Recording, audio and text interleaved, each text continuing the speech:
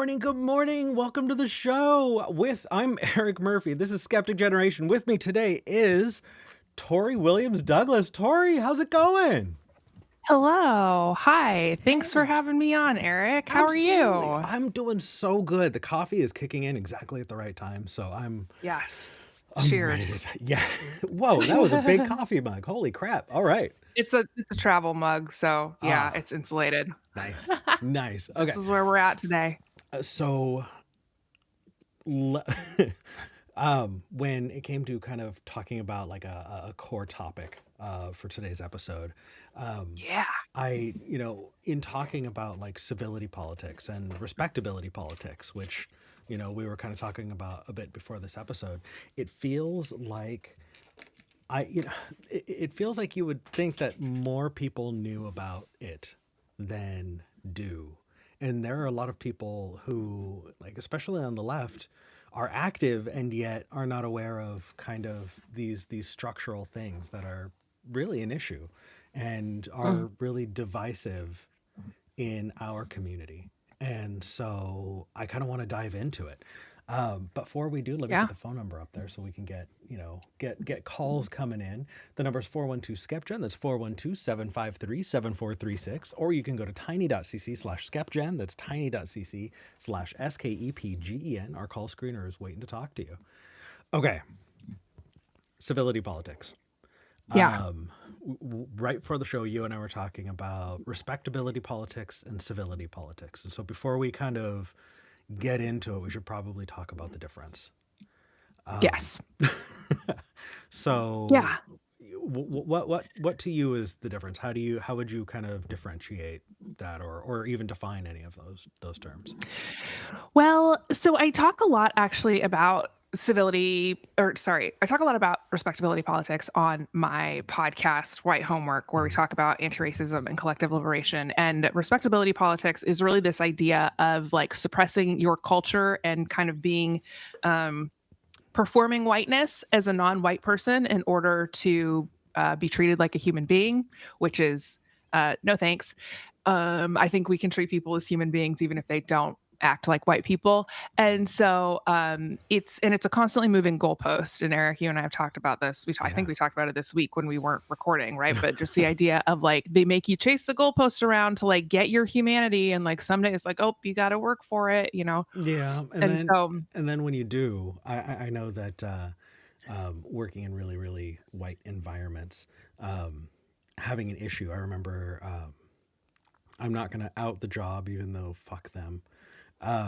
But I had an issue with my supervisor. Went to HR, and I remember I had this whole list of really abusive things my boss was doing, and so I'm sitting there with HR and my boss and me, and I line out all of these things. And after I finish, my boss responds by going, "I'm really, really glad that you brought these things up, and I just want to say that was very well spoken of you."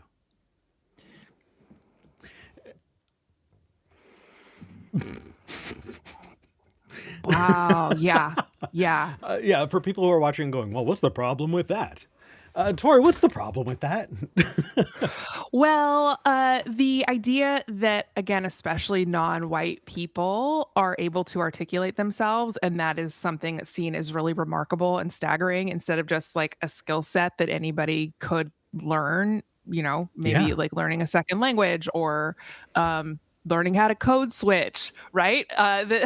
Like the yeah, expectation of like, oh, you are unable because of the color of your skin, your ethnicity, your heritage, your country of origin to articulate yourself well. And so I'm shocked right. that you were able to communicate effectively in a way that like made me feel something because I was sitting here expecting to just see you as a second class citizen, right? Yeah, Or someone who could be dismissed out of hand because you're not able to articulate your experiences and what you're going through.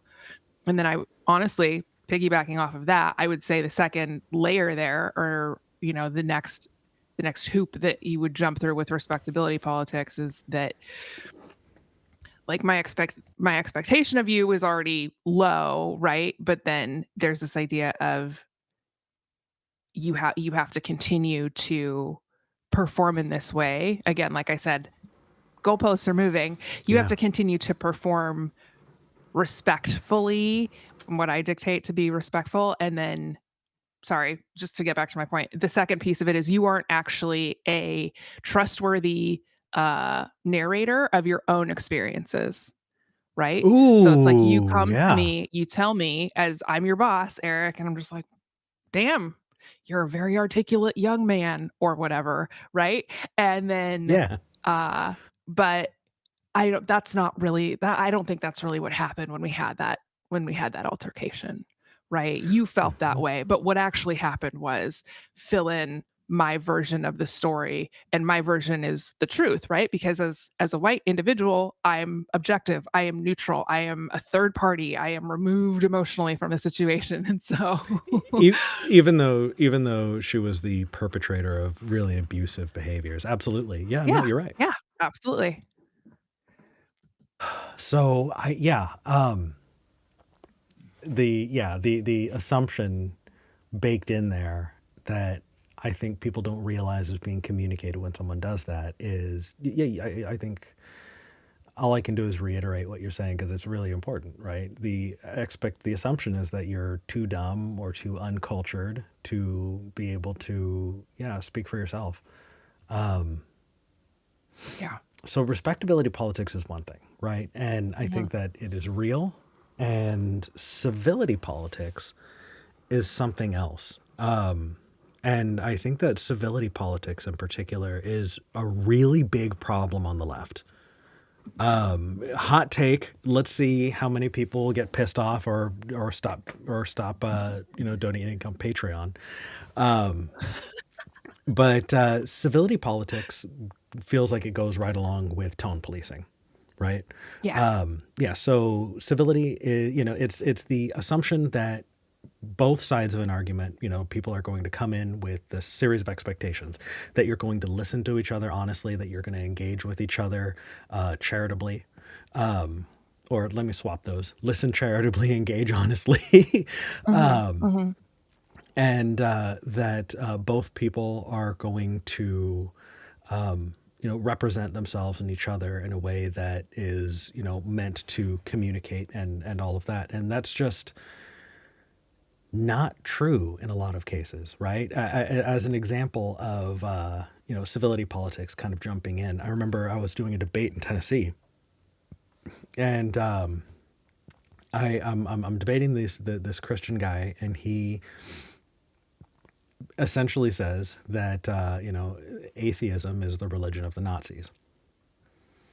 And how could you not be a Nazi if you were an atheist? But he says it very, very intellectually, right? He's kind of laying out his case.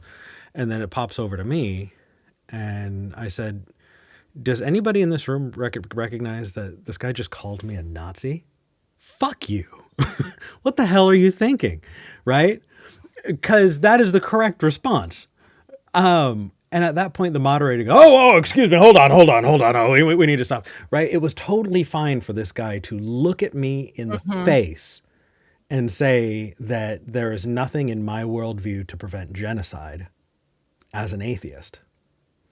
And that was fine as long as you say it with an even tone and as long as Yeah. you seem very, very, intellectually concerned about this. But the second that you respond, and say, hey, what you just did is wrong, all of a sudden everybody jumps in. Now we need to stop. Now we need to stop as soon as, we stand up for ourselves or say, fuck that. Right? That Yeah. that feels like civility politics diving right in, and I feel like civility politics was the full playbook for Joe Biden. Mm. Mhm. Mhm. Can you think of any times that Joe Biden spent more time wanting to be perceived as the correct and upstanding president instead of doing what needed to be done? No, I think that's a really great point. I wasn't actually thinking about it in those terms at all, but I think that you're absolutely right that there is, and we're seeing so much of it now that like there is this very strange machine that is being like plunged into like the guts of the government. And the only thing you can do is stand there and ask nicely for them to stop. And, even if a judge orders it, it's like, well, using any kind of enforcement mechanism, like that would be seen as aggressive, right? So we're just Hmm. going to have to like wait until they're done, I guess, with, Yeah. you know. And so yeah, I wasn't even thinking about it through that lens. I was thinking about it more through the lens of like the Democratic Party and like politics. I was thinking about it more through the lens of like interpersonal things. But you're absolutely right, like or debates, right? But I think that yeah, you're absolutely right that there is this idea of like you're allowed to say these really heinous things, and as long as you say them calmly and articulate them in a way that is considered, again, respectable or honorable, or what, you know, whatever language we want to invoke here, right? Yeah. um that it's fine. And I think, you know, as somebody who's really obsessed with history, I see a lot of this in the history I read around defending slavery, Yeah. right? Is Oh, that absolutely. there was this very clearly articulated expectation that like even if you saw atrocities being committed against enslaved people, and like obviously slavery itself is an atrocity, so this is like these are the levels that we're under in terms of like dehumanization, right? That it's like you were again supposed to say, ask very nicely for them to stop committing human rights abuses as a slaver. And then you were supposed to like, you were expected to sit down and have like a very calm debate. And that was like the whole premise of like John Brown as a white man being like, nope, fuck this shit. We're burning things down. Like you are not allowed to own people. I'm going to start a civil war. Right. And he's, you know, like legally that's called terrorism. Yeah. And also and legally slavery was a non-violent, like under the law was considered like a non-violent form of capitalism, I guess. I don't know what else to call it, right? So like the idea that slavery was legal but fighting against it was violence and had to be stopped, was illegal. Yeah. Yeah, you can see all of these things with the civility politics. And I mean, this is something that I think about literally all of the time, because abolitionists, or people who advocated for abolition, I guess, maybe I shouldn't say abolitionists specifically, very frequently they'd be friends and neighbors with slavers. And I think about this all the time, and like, why can't we all just get along? Right. Can't we all just be civil? Yeah. And we just don't talk about politics. It's fine. Slavery's over. Everything's fine now. Yeah. And so there's like this very strange expectation of like, I can do violence, and as long as I'm being calm and like putting on a nice suit, Mm-hmm. I can And be, just wanting to talk about the issues. You have to accept me in civil society, right? Mm-hmm. It's Yeah. like, right. Right. And yeah. Or in the case of, you know, I felt like talking to this group of Christian students 2 weeks ago, you know, Yeah. reflecting on it and hearing them gently go, hey, I think you're wonderful and I would want to be in community with you. And I just want to tell you I love you. And also, I don't think that, you know, essentially your existing in society is a problem. Yeah. And I don't think that, I think your existing in society is pornographic. And like, you can absolutely calmly say that kind of thing. And when I say, hey, Yeah. you are trying to nullify my existence in society as a queer Mm-hmm. person, like, Mm-hmm. then that's when everybody goes, oh, whoa, hold on a second. That's a little much. That's civility. Yeah, absolutely. Or how badly was it weaponized in the George Floyd protests, and how much was civility politics, you know, used to shut people down during BLM? Mm-hmm. Yeah. Right. All the time. Yeah. And God, Eric, You know, can I tell a story go about for it. this? Yeah. Specifically with like the George, because I was having I was having a lot of conversations with people on Twitter during that time. And like one thing that I thought was really interesting, I somehow connect I tweeted something out. This conservative white man like pushed back on what I was saying. And I was like, hey, let's actually talk about this if you want to have a real conversation. And, you know, he was like, I agree with you that like the cops shouldn't kill Black men, but there's no excuse for property damage. And I was like, you are Right. saying to me your main concern here is the target that got burned down and not a human life, right? And he's like, I could support all of the protests if there wasn't any violence. And again, this is Yeah. the moving goalpost thing. And I Mm-hmm. was like, okay, well, we didn't know this at the time, but it's like the overwhelming majority of protests, I think it was like 94, 95% of the marches and protests that happened in the wake of George Floyd being murdered were nonviolent. There wasn't property damage. It was people showing up in the daytime, just with their signs, walking down the street. People got permits, and I was, I'm trying to explain this to him that I'm like, you're saying that because a minority of people have committed property damage, you can't support like my existence as a human being. Mm-hmm. And he's like, well, I do support you. He kept trying to kind of like have it both ways. And he's just like, but just the way I can't support the destruction of communities. And I was like, I sent him a link and I was like, here is the effort that local people in their community are doing to rebuild the businesses that got burned down. And I sent him a link to like, I think it's like Lake Street in Minneapolis. And it was like, the people are actually sitting here. They're coming together. They're rebuilding their communities in the Mm-hmm. wake of these, fires and protests that did actually turn violent. And this is what people are doing to fix that. Can you tell me that you support Black Lives Matter when people will come together to fix the property damage that you are so concerned about? And he couldn't. He disappeared. Like, I really brought him all the way up to the line of like, we're fixing the things, right? Yeah. If you're so concerned about that, and he couldn't do it. And so because it was never about that. It was never actually about it. Yeah. Yep.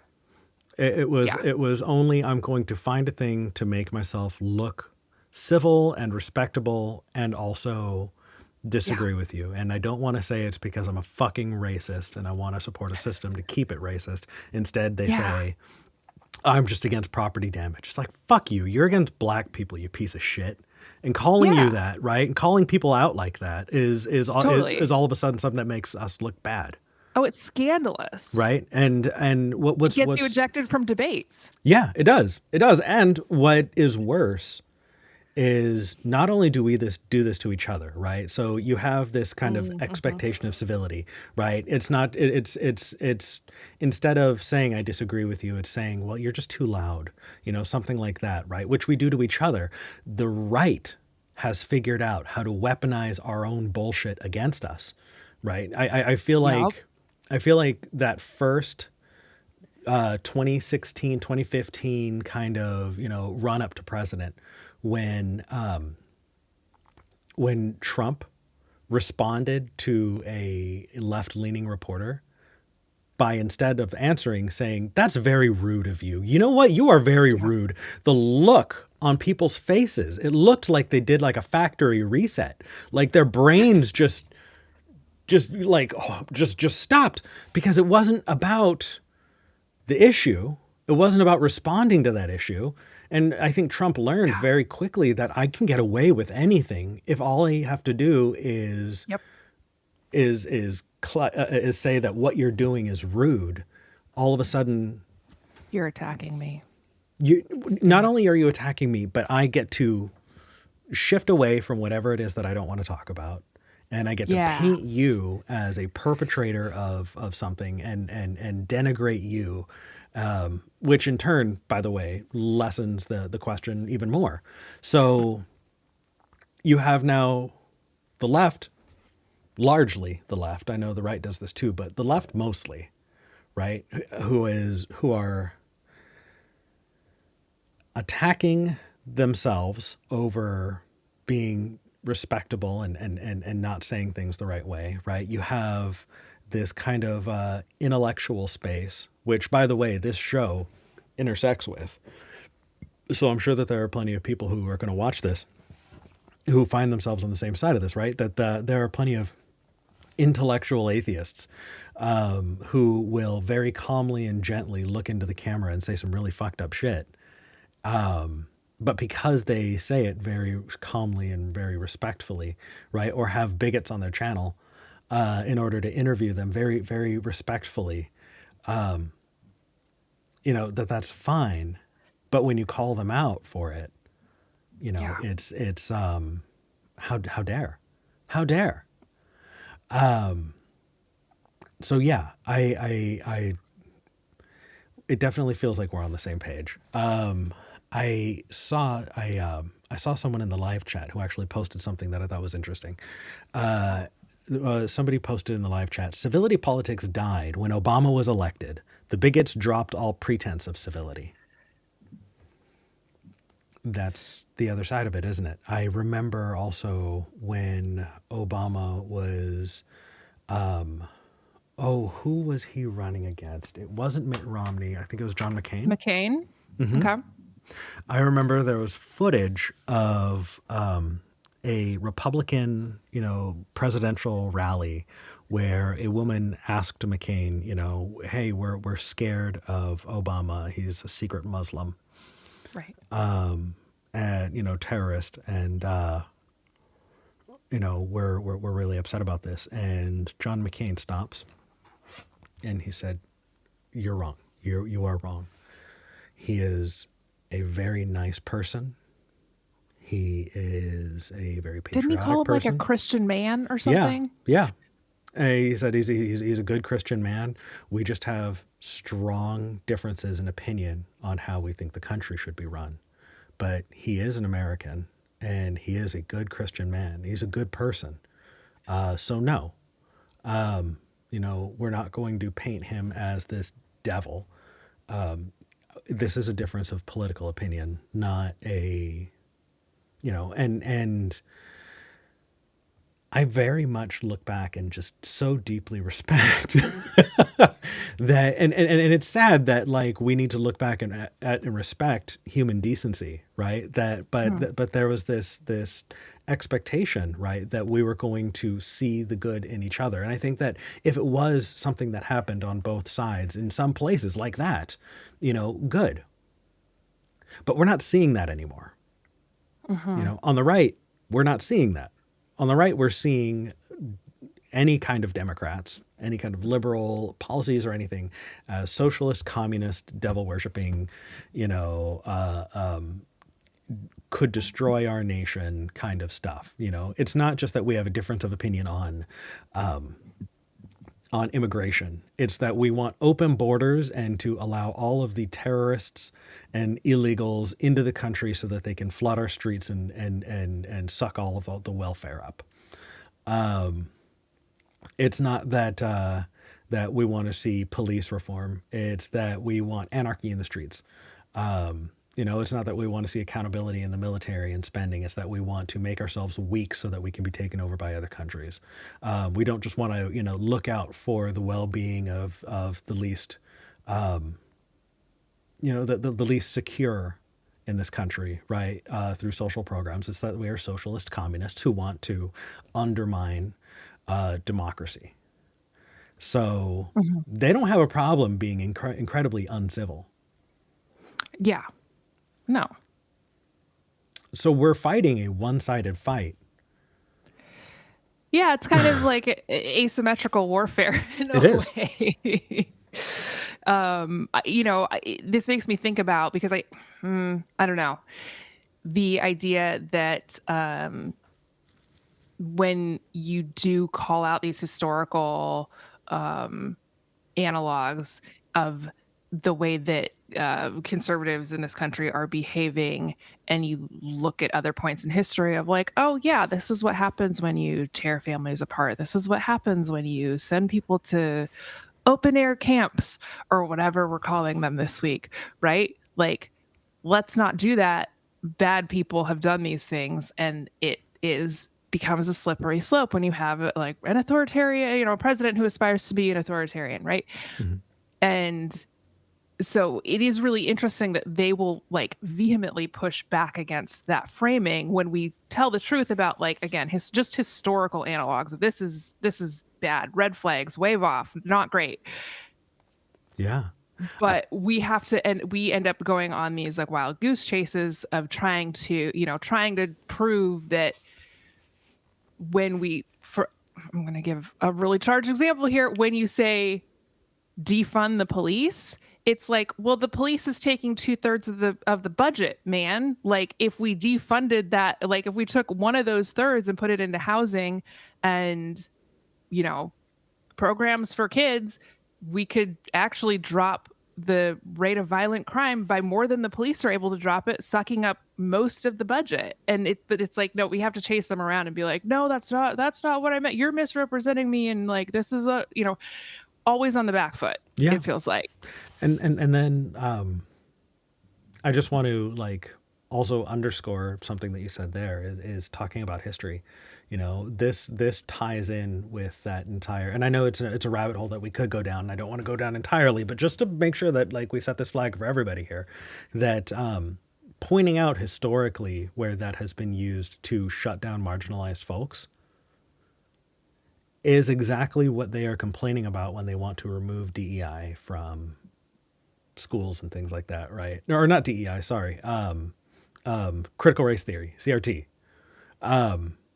That we want to talk about the history of systemic issues and how that has impacted, or how we have built systemically prejudiced systems into the structure of our country. Right. And how historically that has just been kind of baked in and how we've gotten here, right? What you're talking about historically is incredibly important because if we don't know how we got here, then it's hard for us to, piece those things apart. But if we're going to teach that at all of a sudden that's seen as teaching racism and segregation to kids, it is such crazy doublespeak. But I think that should be, yeah, let me make a note to do that on another day, on another episode, historical revisionism. Yeah.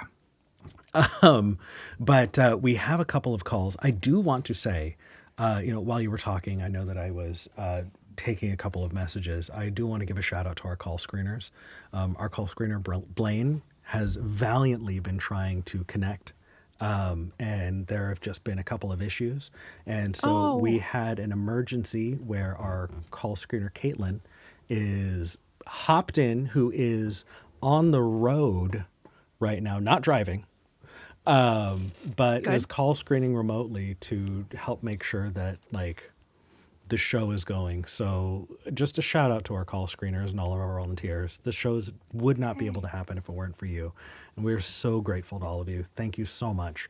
And please excuse what I'm, doing, production things on this end. I'm, hosting and producing at the same time. And the cat, oh my goodness. Okay, let's dive in and talk to somebody here. Do you have call-in studio up? Do you have a person in particular you want to talk to? Yeah, man. Okay. I'm good. I don't know. No you worries. Tell me. Who should we grab first?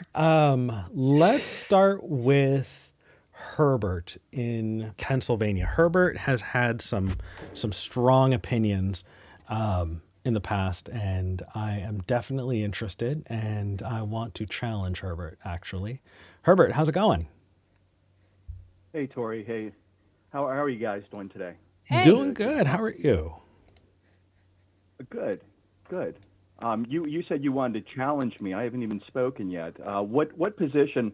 I've been accused of being too nice and being too cruel. Which position am I here that you want to challenge, or should I just go ahead with what I was going to say?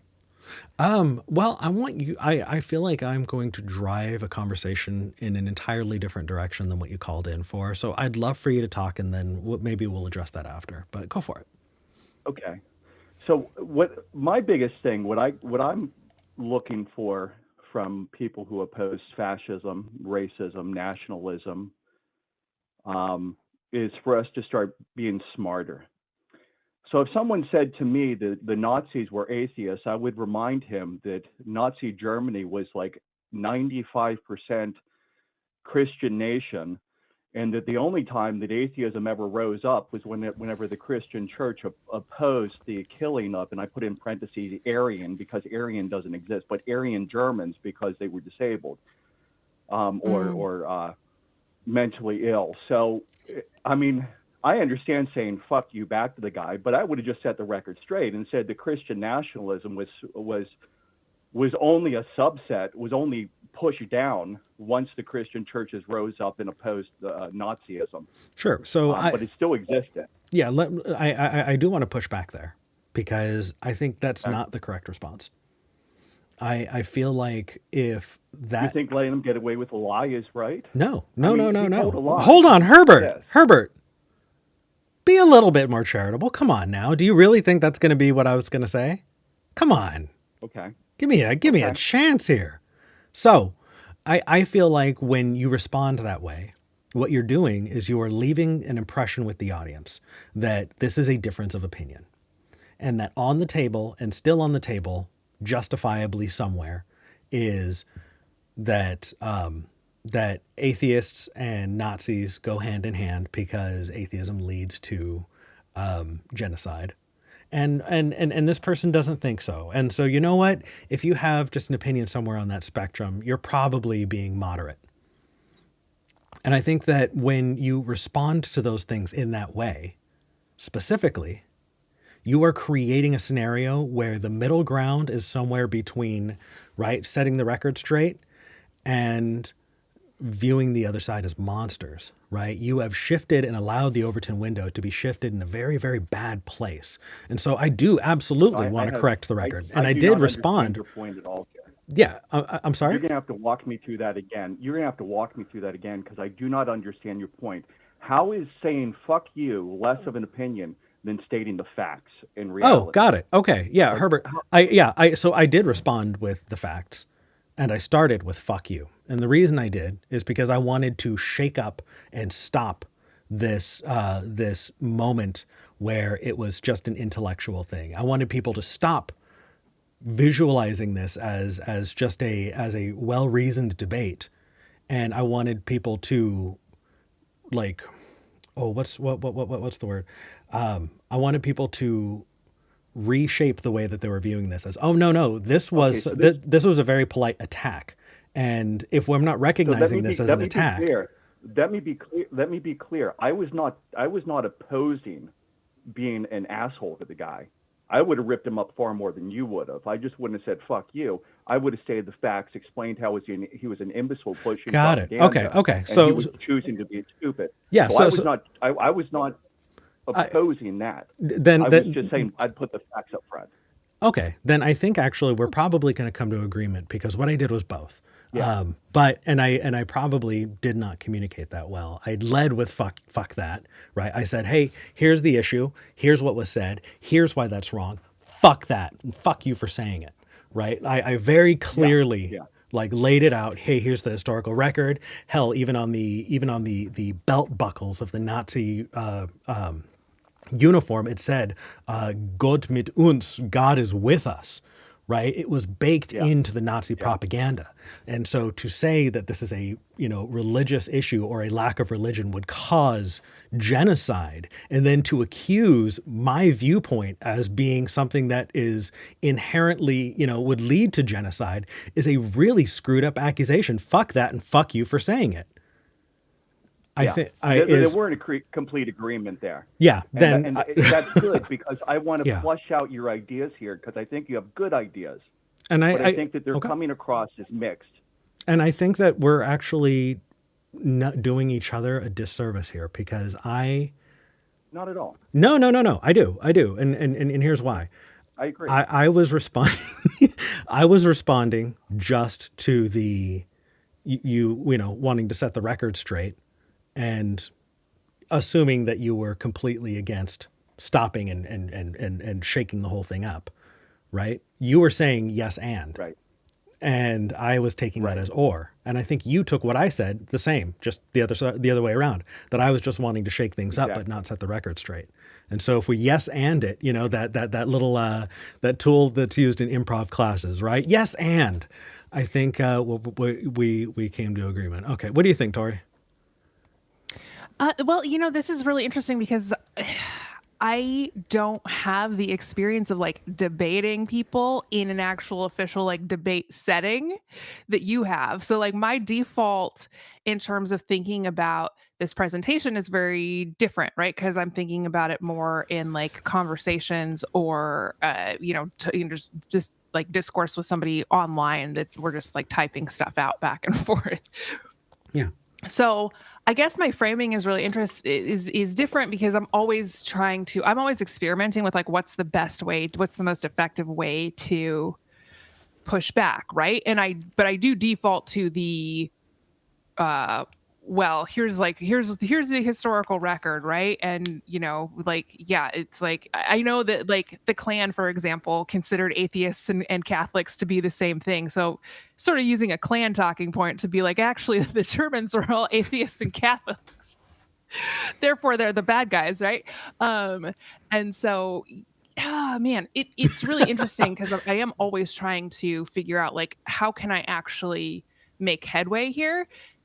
Whereas Eric, you are thinking about like the audience. And Well, I love that about you because it forces me to think very differently about how do we get what are we communicating to the lurkers essentially. well, that most people are. Most people are. Hey, Herbert, I think we're probably going to use this as a leaping off point to continue this. But I got to tell you, the thing that I wanted to challenge you on was literally what you just said, because I think, coming at it from a view that you were, you know, I in my mind had had a incorrect version of what you thought based on prior conversations, and I'm glad that we clarified that. So I no longer have a thing to challenge Can, you on. can I can I add something there, because I think there's a misunderstanding that Uh oh. continues to exist with what my frame of reference is. Yeah. And my frame of reference is not to be overly nice. That is not my personality at all. I'm an ENTP. I'm an Aquarian Tiger. I'm complete opposite. For whatever degree any of that stuff's true, I identify with that. I'm a debater. I'm an arguer. I tell people that they're saying things that are stupid all the time. My point of view is not, again, when we talk about empathy, it is not to be overly compassionate and coddle people. My point of view is to understand what they're saying, how it's being heard, and addressing it in an intellectual manner, in a manner which, but I have no problem. I mean, I'm the guy that's gotten into fistfights since I was a child because I grew up around a bunch of racists. And whenever anybody would say the N-word around me, I would challenge them. I'd say, stop saying that word, especially in front of my little brother. I'm going to kick your ass.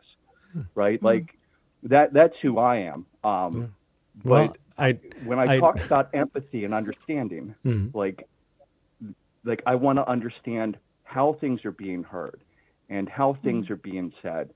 And I want to make sure that we call the right people fascists and racists and nationalists, and not just lump in the stupid morons that voted for the racists, the fascists, Yeah.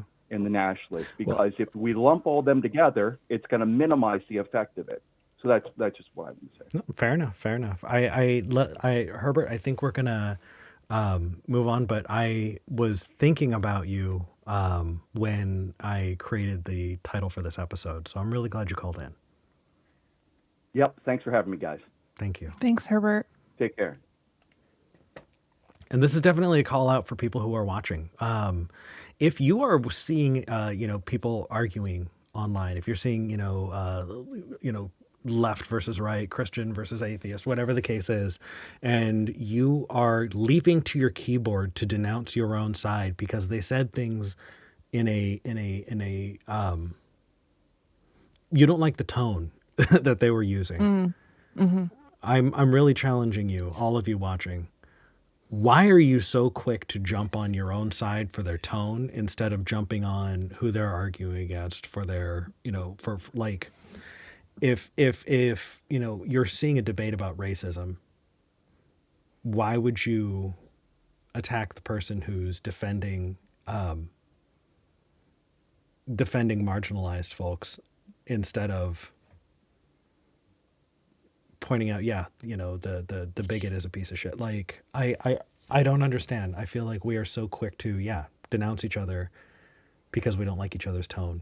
I had that better like structured in my head, and it just came out very poorly. I'll find a better way to do that during the rest of the episode. But I don't know, anything to put a cherry on top of that before we move forward.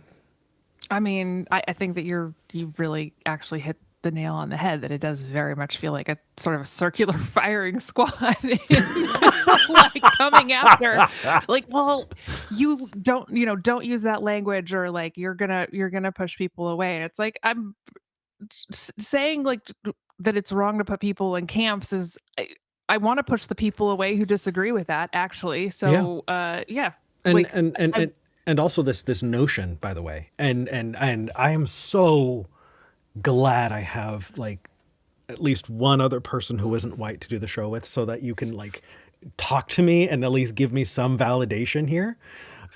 This idea that we need to treat people on the fence as, well, if you're not nice enough, then the people who are watching are just going to walk away or not take your side.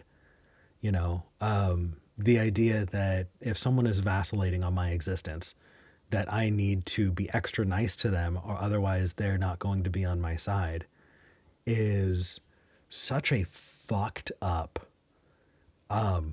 framing. I feel like that is what created respectability politics. Like, that feels like the source of that other piece that we were talking about at the beginning of the episode, right? That, oh, well, if I'm not really, really nice to, this old white man, and being super kind and patient and doing the model minority thing, then when it comes time for him to vote on my existence in society, he's going to go, oh, well, I didn't have a great experience, so I'm just going to say fuck them and fuck their existence. You guys, this is not hyperbolic. This is actually, there's a better framing, or a more common framing around that, and I'm having trouble accessing that. Tori, do you get where I'm coming from, or what I'm saying here? Yeah, I think that there is a place for people who are, we're supposed to be having hard conversations with different kinds of people, right? And like, you and I do not need to be having hard conversations, meaning like be politely trying to convince some old white dude in North Dakota that we're people and we should have rights too. Like, that's not our job. Like, that's a white person. That's like white people work, is what I typically call that. Yeah. Right. And so like, I think but I do think we have a place to be like having conversations, calling people in or calling people out, depending on the circumstances.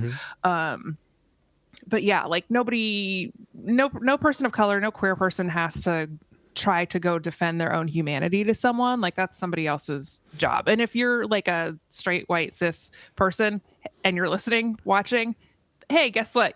That's you, guy. Step in. That's your job to have those kinds of conversations. And I think it can take a while to like whatever change people's minds or whatever. But also, I think it can be done. And I'm trying to remind myself of this all the time. I'm a person who changed my mind because for whatever reason, I was raised by people who like adore Reagan, right? So I was a conservative for a long time. Yeah. And yeah, I think that you're right, that it's like, if somebody says, hey, I don't think that you're human enough for me to consider voting to protect your rights. Yeah, you better be really nice to me. Otherwise, I'm going to vote against your ability to be in society. I'm like, you're already a monster then, so fuck you. Let's keep it moving. I'm not going to continue this conversation. Can we just like hold on? Can we just underline that? Like, I want to make that the commercial, right? If that is the case, you're already a monster. Yeah. And for people who are watching, if you hear this idea that, oh, well, we need to very kindly convince people to, be okay with our existence in society, right? This isn't about, a political, ideals. This is not about, economics. This is not about, libertarianism versus socialism versus whatever the case is.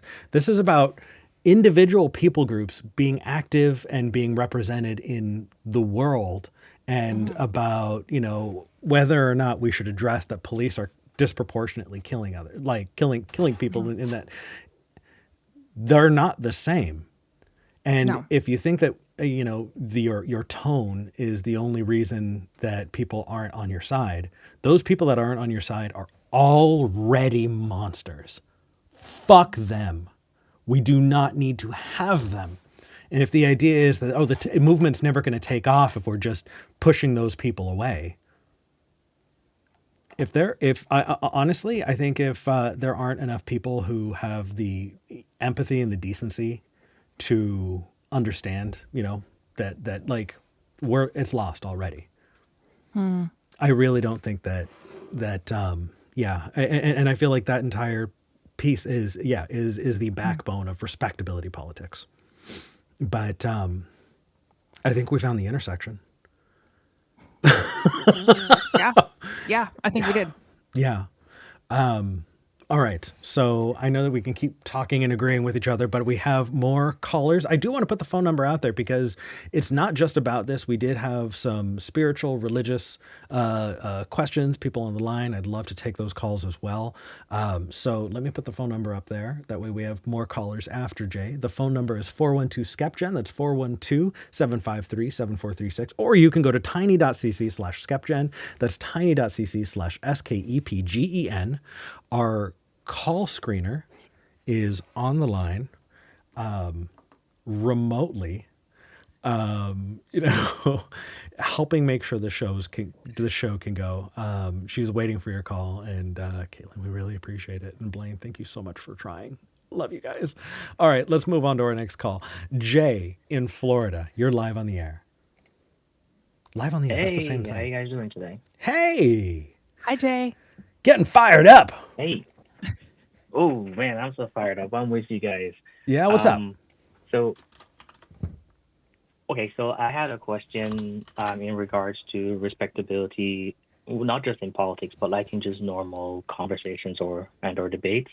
Um, I think people on the left have a tendency to always try to be respectable when we're bringing the point across because we don't want to seem as if we are the aggressor in the argument. But I think that we need to also consider that there is a time when we need to be aggressive and we ought to be aggressive because giving other ideas credence or space, like you're mentioning earlier, Eric, that gives the observer, oh, maybe that idea isn't so bad. Like we see Trump did it, right? He called African nations shithole countries, right? And that gave more credence to white nationalists to actually come out and speak more, as well as other things that he's done and said. So when we see these things in the public space, we need not to only challenge them intellectually, like Herbert was saying, but we also need to challenge them um, aggressively and even violently in terms. And I don't see the violent part coming, and I think that's what is maybe upsetting people with the left. I think that lack of emotion. What do you guys think? Did you come on a point Yeah. there? Oh my gosh, that's such a great point. That like any little thing, just given everything that's going on with like again the government right now, and I think I may have mentioned this before. I'm calling it Dodge because I don't want to call it I love that. Doge, whatever it is. So yeah, like the Dodge kids doing whatever it is that they're doing and stealing our social security numbers and all of those things. Um, Anybody who has any amount of pushback is getting like all of this. Um, People are so excited about that because it's like no, saying even like a firmly worded letter at this point is like worthy of an applause break, that we're just all going to stand and Mm-hmm. we're just going to like cheer for this person who's saying like, hey, this is actually wrong and illegal and immoral, if we want to go down go down that path. um yeah, people are because can I give like a horrible example of something that I feel like was Yeah. really similar? Do you remember when Please do. lockdown happened? And there was that fake leaked audio of Tom Cruise screaming at a bunch of people who were working on a movie because they were like, a couple of guys got caught going out and like partying or something, not wearing masks. And he's like, you're going to ruin people's lives. He's like, this is people's livelihoods. We have so many people working on this thing. And he's like losing his shit, right? On the people, the production team for this film that he was doing. And the audio like got leaked, and all of these liberals were like, oh my God, he gets it. This is so great. And it's like, I don't think that I actually think Tom Cruise is probably a bad person. I don't know, but I have to assume based on his associations. However, it was so nice to have somebody freaking out in an appropriate manner about the risks of COVID, right? That was so comforting that someone was losing their shit over something that was such a continues to be a massive risk for people, and he was having the appropriate response to it, and it was like, oh my God, thank you, even though I don't think that you're like a good person or whatever, and I don't think this was even real. I think this was probably set up and you leaked it yourself. It felt so good to have somebody freaking out in an appropriate way and being like, no, this is the fucking line. That's it, right? If you can't abide by these rules, you're out, you're gone, you're fired.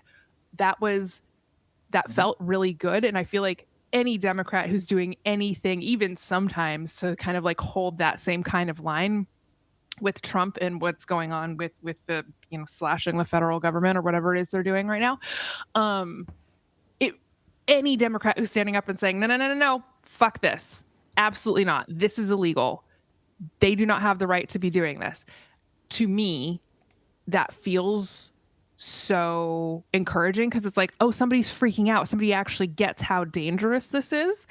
And so, Jay, I think that you're absolutely right that, like, yeah, we actually do need to be louder. We need to be showing up more. We need to be pushing back more, and we need to be cheering for the people who are holding that line, whoever they may be right now. And I think maybe we get into the weeds of like, oh, what do you think about policing, right? Are you an abolitionist or not? Like, we can have those conversations, right? But I think right now we need to be standing in solidarity as much as possible, and having that like, no, fuck you, fuck this. You're a monster. You're destroying people's lives. We're not going to engage in respectability politics. We're not going to engage in civility politics. Absolutely not. Like, we can have a civil conversation after you stop breaking the fucking law, and your ass is in jail, she said, as an abolitionist.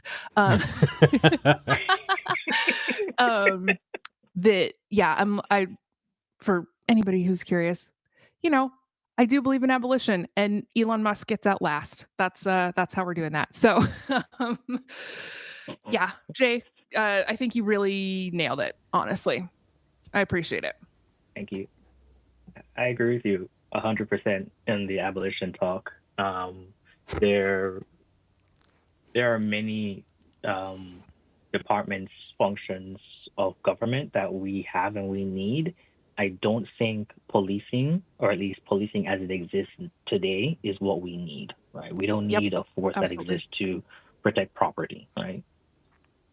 Well, and just, and it's like the whole structure incentivizes corruption and greed and theft, and there's no limits or anything. And we don't count the laws that the police are breaking, because why would we do that? They're the good guys. So many reasons to agree with what you're saying, that the system we have now is absolutely not working. And police are also not working if you look at the data. I mean, I'm not going to argue. Like, yeah, they're not doing work, is what I'm saying. They're not doing the things we've asked them to do. Well, okay, so I disagree with that. I think they're doing exactly what they were created to do. Sure, but like, the fact, all the portable police cars say protect and serve on the side of them, and it's like, this is literally just a marketing scheme. I don't know if we would necessarily want to get into like what police are and aren't doing, but I was thinking about the clearance rates that police have. Like, that is one thing that white people want cops to be doing, is like solving crimes, and they don't do that. That's what I meant. Maybe that should be our next episode, because you're going to be on in 2 weeks, right? You're going to be on the first Sunday of April. That is going to be April. Let me get the calendar up, because I don't have it. Of 5th? course, it's not April 5th. 6th? Is that it? I don't know. One of those. Got it. Let me see. 5th or April 6th. 6th. April 6th. Yeah, April 6th. How about we make that episode Fuck the Police? Oh, there we go. Let's do it. Can we afford to play the song? Do we have rights to the Yeah, song? yeah, no, not at all. Especially with Ice Cube's, pro back the blue bullshit nowadays. Yeah, I don't think any of that's ever gonna. Okay. But yeah, we're gonna speed run getting demonetized. Um, Jay, thank you for calling. I appreciate it. Don't worry, I'll up my Patreon for that month, for that week. Don't worry about it. I got you. Hell Hey, yeah. at that, if you like the show, guess what? It's just us. And we're doing our best to stay on the air. If you want to support it, consider going to patreon.com/skeptic generation. That's patreon.com/skeptic generation. Link is in the description for the show, and we would sincerely appreciate it. Jay, thank you for the lead into that. All right, take care of Yeah, yourself. gotta help you out, man. Appreciate Take care it, of brother. yourself too. Okay, bye. Love you guys. Bye. Bye. I hate to be that guy. I really hate to be that guy who brings out the Martin Luther King quote, because I feel like all of the Martin Luther King quotes are so overused that it's just frustrating. Well, at this point. you gotta go get the ones where he's like, you gotta go get the bangers, not like the whitewash ones that conservatives use and like the FBI posts on Martin Luther King Day. Well, so what sprang to mind was that riots are the language of the unheard. Mm-hmm. Right. Conservatives don't use that one. No, they don't. But if you are seeing a riot, if you are seeing people who are lashing out like that, then taking into context, recognizing that they are in a system that has not given them other recourse, right? The judicial system, the legal system is not there. The political system and representation is not there. The grassroots kind of, it's those structures have been appealed to and have been petitioned gently, nicely, for generations. But the fact is that people didn't get their rights through peacefully petitioning the government for them. They put the government in a position where they either they needed to fix it or things weren't going to go forward. And unfortunately, that feels like the history of how people get rights. So when you are seeing those kinds of things happen, take into context that if you are seeing a riot like that, the question is why? What is going on? And what can we do as a society to support those people so that they don't feel like a riot is the last recourse? Because it is. And don't think for a second that somebody running into that doesn't know that they are potentially doing damage for the rest of their lives to, putting themselves in harm's way, taking themselves away from their families, right? Taking themselves away from the workforce, the ability to contribute to their community. That is an intense decision. And when you are unheard and are victim to a fucked up system, it's no wonder. It's no fucking wonder. I can pull out so many other quotes, but it's just so clean the way that he said that, right? And I'm sure he's not the first, but it's that attribution. So yeah. Let's quit pretending like the fact that that there were riots and that that those were somehow lesser than, right? Everybody likes to paint the independence of India from the British as having solely come from Mahatma Gandhi, peacefully, non-violently protesting, when you were also seeing at the time riots across this massive country of people who were, not okay with being continued, that this colonization of their country continuing. And so, that context is what allowed that last piece. We erase those people who ruined and lost their lives when we say that only Gandhi did it. Right? Pay some fucking respect to the people who did a whole lot more than that, who actually died. Because we don't. We just fucking forget it. And we go, well, what happened to Gandhi? Well, what happened to Gandhi? That's true. But what about everybody else? Like, Yeah. Anyway, all right. Let's talk to Patty in Oklahoma. Let me get off my soapbox. Patty, you're live on the show. Yeah. Yeah. Thanks. Hello, Thanks a lot. hello. Yeah. Hi, Well, Patty. hey there. I watch you all the time. I have had a blast, and I'm in love with V. So just saying, V Me is too. Oh. amazing. I I agree. tell you what, V is something else. I mean, well, His. their You can mind say his. is like. Anyway, I enjoy it a lot. So, but yeah, I'm your target audience, guys. You are? Why I is that? I am a 60-year-old white woman in Oklahoma, born and raised in Texas, and I'm an Ann Richards Republican, and I'm an atheist. But Okay. I want to tell you. Go ahead. I'm sorry, Eric. No, no, that's okay. You sound like a Madeline Murray O'Hare atheist.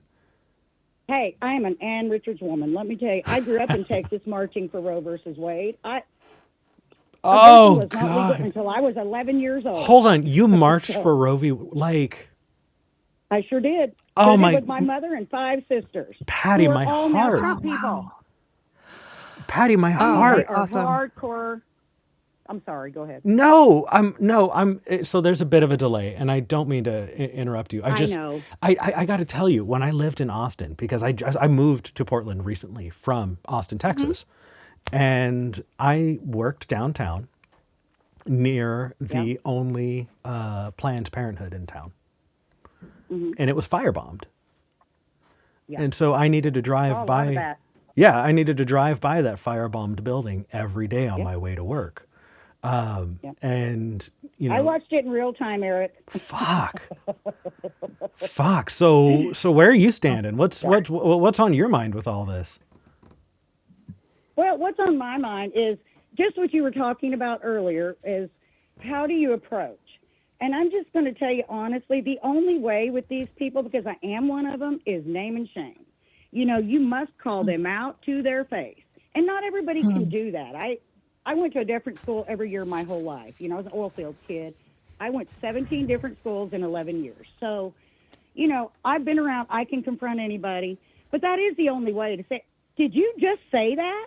Did you just say that to my face? Well, And, well, that is all you can do.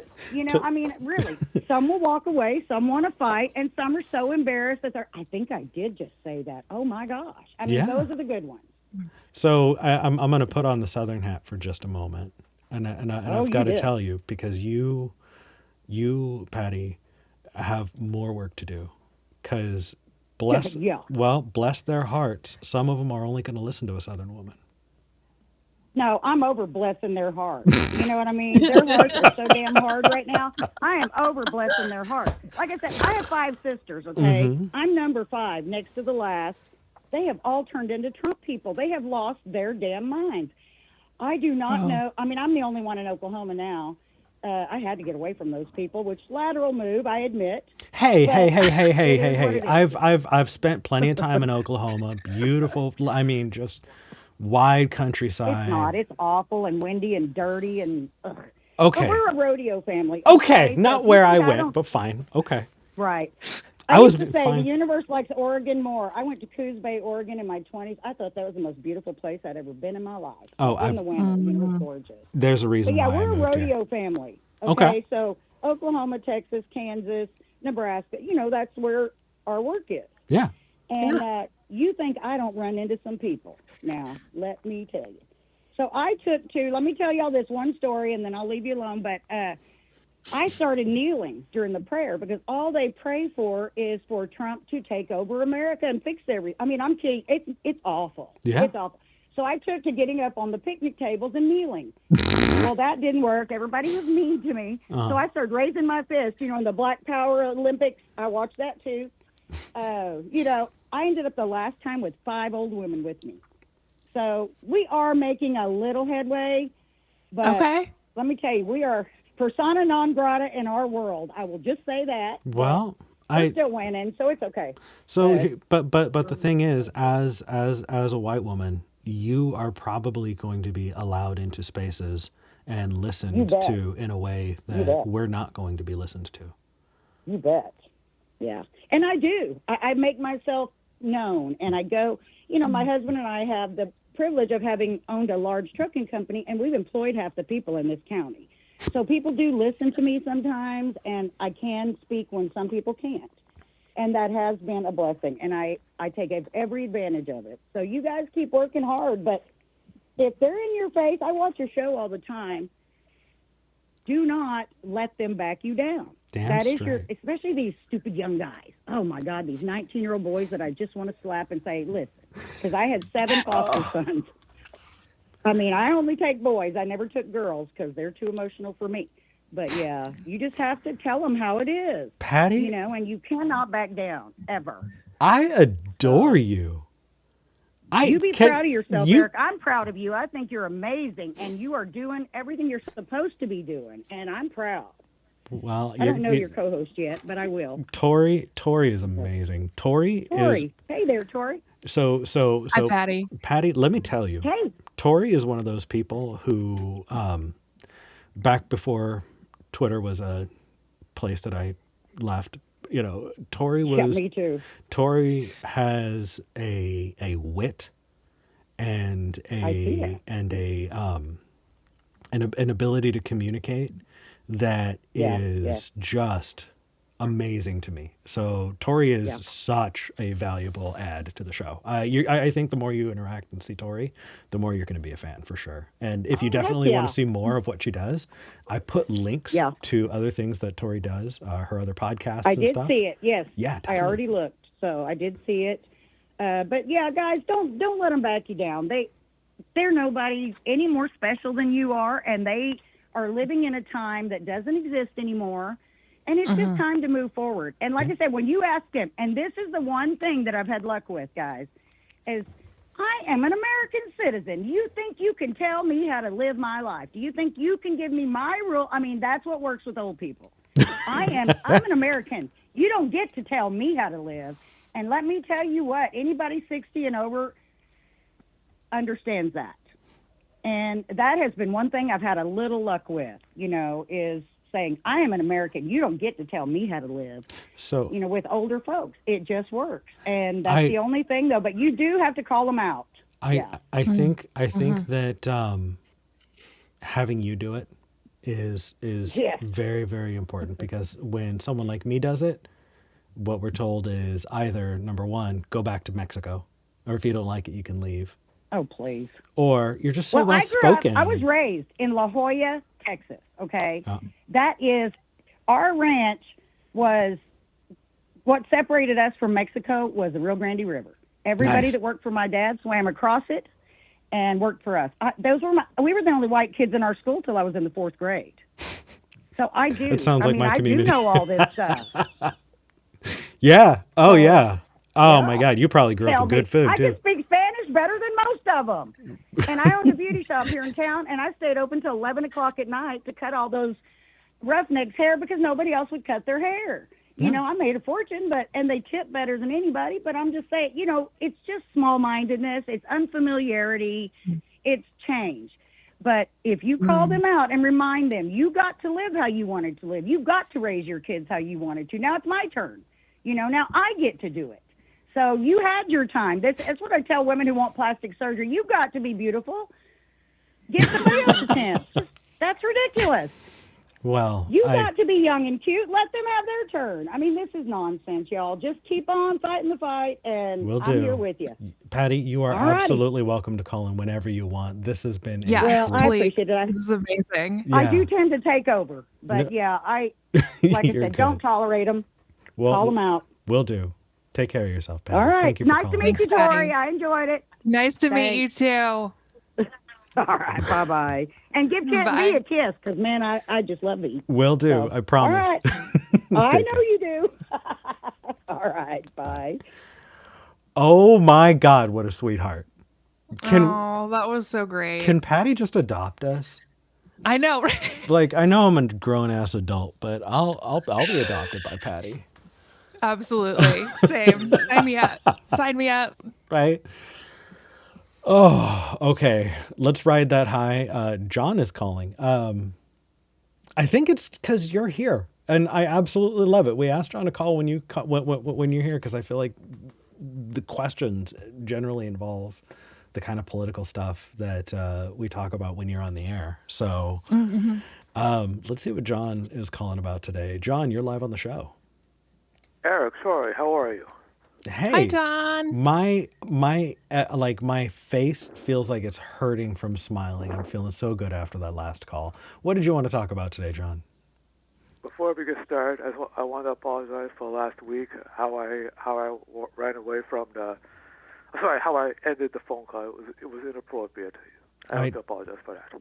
I really appreciate that apology. I think that you definitely did throw a whole bunch of stuff out there at once. And I think you can do better than that. And I think you can do better than that. So next time we talk about that issue in particular, let's take it slower. And then I'll be willing to talk about it again, okay?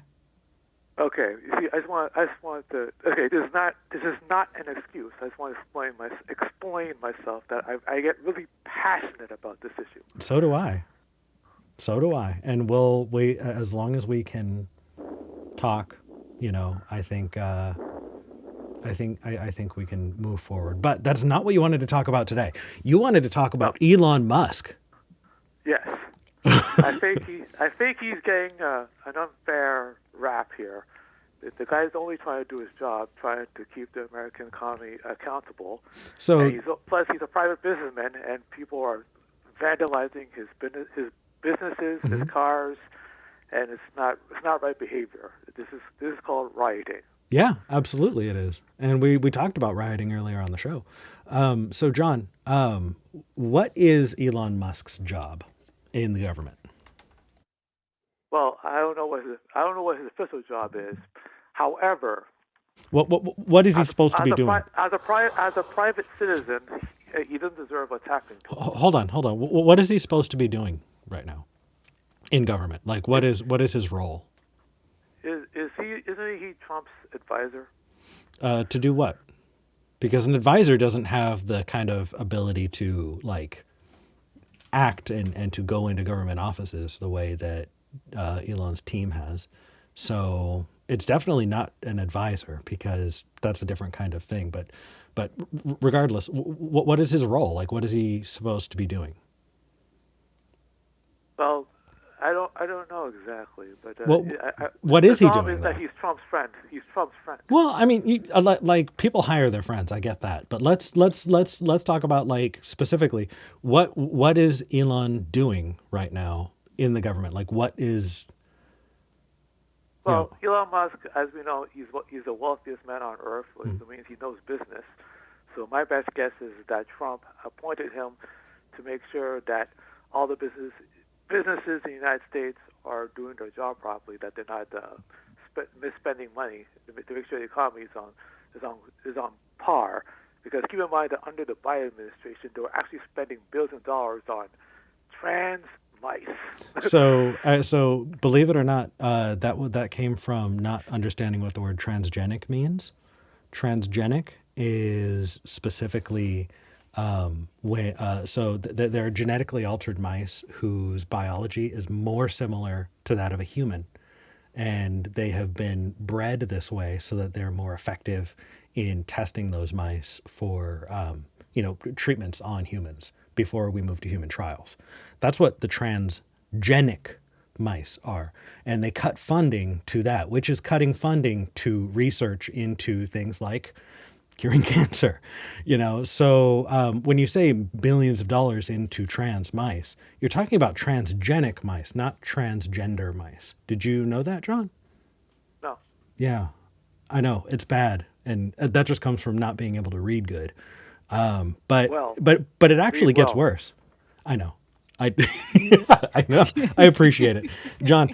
So what exactly is Elon Musk? Can I repeat back what you said here? Maybe that way we're on the same page. Oh, you want me to repeat it? Okay. No. I'm asking if I can repeat it back to you to make sure that I'm listening. Oh, yes, you can do that. Okay, cool. So it sounds like what you were saying is that Elon Musk, being an owner of several businesses, was brought on as an advisor in the government to supervise government businesses and to see if government businesses are properly spending their money, maintaining an appropriate budget, and cutting unnecessary things that have been put into the budget. Does that sound about right? Yes. Okay, so number one, I don't know if you're aware about this, but that is actually a role that Congress has. So Congress and the Senate are the ones who do that.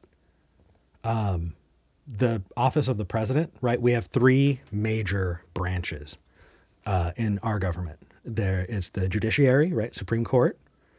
You have the House and the Senate, which is our elected representatives, and then you have the office of the president. And the responsibilities throughout the government are spread between those three branches. So when you're talking about appointing a new service or whatever the case is, it's Congress and the Senate who are making that decision. So first off, I do want you to know that what is happening is actually against the structure of the United States. It's not supposed to happen that way. And but second, I do also want you to know that the role that Elon Musk was officially brought into was a role to update the technology in government offices. So it's to make sure that the programs that they're using on their computers and their operating systems, their software, is all up to date and not archaic. That is the only role that him or the Department of Government Efficiency was given. So the idea that they're going through anybody's budgets, well, would you agree that has nothing to do with updating their software? I had no idea. Yeah. So that alone, right? A group of people who have been tasked with checking the technology, checking and making sure, they're not running on Windows 95 or some other bullshit, right? Making sure that like we're using software that's not vulnerable to, viruses, or, that we're up to par, we're up to speed on all of that. That them going through budgets and asking for the social security information, the names, phone numbers, and trying to get people to justify their jobs in government positions all across the United States. Those aren't the same, right? No, it's not the same. No. So with that new context, aside from the burning the businesses, because we'll get there for sure, what do you think about that now? Well, I was under the impression that he was being like a maintainer, or he was holding businesses accountable. But you just told me that his sole role was to maintain the technology. Am I correct about that? Yeah. Mm-hmm. Yeah. Well, I agree that someone should hold the finances accountable. Oh, agreed. Absolutely. Did you know that we have systems in place for that? You just told me it was a Congress, right? That's what you just told Yep, me. absolutely. And and Congress has other tools and mechanisms that they can use. There's the Congressional Budget Office, which is supposed to keep track of all of the spending that is happening and to look at the actual budget and kind of go through it with a fine-tooth comb to in order to do projections and to look at costs. And then Congress as a whole, there are multiple committees that American Congress people can be on in order to make sure that budgets for the Department of Defense, or, agriculture, or, anything, we have all of these committees that Congress people are supposed to be on in order to make sure that there's no fraud, corruption, waste, things like that are happening. And then those committees also have staff, right? So it's not just that we're piling all this stuff onto Congress people's plates, but they have staff that can help them, again, go through all of this data to to root out waste, to look for things, spending that might be excessive. Companies, for example, one thing that recently that I saw is Boeing, the Boeing company. They get a lot of defense contracts recently, or not recently. They get a lot of defense contracts, period. Did you say Boeing? And did you say Boeing? Boeing? Boeing, yeah. Okay. The airplane manufacturer, yeah, they get a lot of defense is, yeah. contracts. And they do this thing where they will overcharge for really small things and then get tens of thousands or hundreds of thousands of extra dollars because they've decided to charge, $7,500 for I don't know, a sink, right? And so if you're selling the government 1,000 sinks and you're overcharging by 100 to 1,000%, you can make a lot of money, right? So we do need to make sure that when we have contracts with different privately owned companies, yeah, absolutely, that they are not overcharging the government and scamming American taxpayers. So yeah, we do have mechanisms in place in this country to make sure that those things aren't happening. And also citizens, if they see, if a Boeing employee, well, this is a little bit risky, speaking of Boeing specifically, but if an employee sees that there's waste or corruption, they can also go to the government and flag that. They can be a whistleblower and let Congress know that there's waste or fraud or corruption happening. Like that's something that people are able to do. So we do already have structures for making sure that there's not massive amounts of waste. And yeah, I mean, I would say under the role of an advisor, you don't actually have authority to make changes, right? You advise, you submit, you're like, hey, this is what I found. Congress actually has the authority to be making these changes. So I will submit this to Congress. I'll submit this to the budget office. I'll submit my findings to X, Y, and Z. If Musk specifically was actually trying to fulfill his role as an advisor to minimize waste, then he would just submit his findings to Congress, and Congress would make the changes that are necessary. So just for context, John. Yeah. John, I want you to be able to respond to Tori, and then I want to add on, but you deserve a chance to respond. Well, if that's the way it works, that's very interesting. But you just told me that the Congress is what keeps the economy in check, or to make sure that money is not being mismanaged. But the Congress is made up of Republicans, correct? So it's made up of people who are elected in their areas all over the United States. It's majority Republicans right now. Yeah, and that swaps every few years. That changes. Who the majority is. No, it's the same up here in Canada. Okay. So I do also then want to ask you another question on top of that, now that we kind of laid that out for you. Sure. Yeah. So do you think that a government should honor its commitments? That's the whole point of government. You know what? It's responsible to the people. Sure. So when we're looking at what Elon Musk and Trump are doing right now, what they're doing is rescinding funds that were already granted places. So as an example, right, just the first one that popped into my head was in New York. Do you know what FEMA is? Is that an organization that takes care of emergency disasters? You got it. Exactly. Yeah. Those are the ones who come in to wow. Yeah. You know more about my government than I know about yours, man. So, so yeah. FEMA is the group that if there's a hurricane, tornado, destroyed a bunch of people's homes, they're the ones who are setting up emergency, medical relief and sleeping arrangements for people. Those are the people, right? And there's FEMA organizations and efforts that are happening all over the United States all the time, right? So one example of something that happened I think it was just last week, is there was $80 million in funding that the government said that they were going to give to FEMA in New York. That money already was used. $80 million? Uh-huh. And 80 million. 80 million. Okay, yeah. Yeah. And when that kind of thing is already granted, they say, okay, we're giving you this money. Usually those organizations, they've already found, the contractors, they've already hired the people. They're already, putting all that together. That way it's just an eventuality. Yeah, when the money comes, then we're going to distribute it. But they're already getting the ball rolling. Because you would expect that when the government tells you that they're going to do something, they're going to honor that commitment. So when Elon Musk and Donald Trump pulled back that $80 million that had already been granted to FEMA in New York this last week, the people at FEMA were like, what is going on?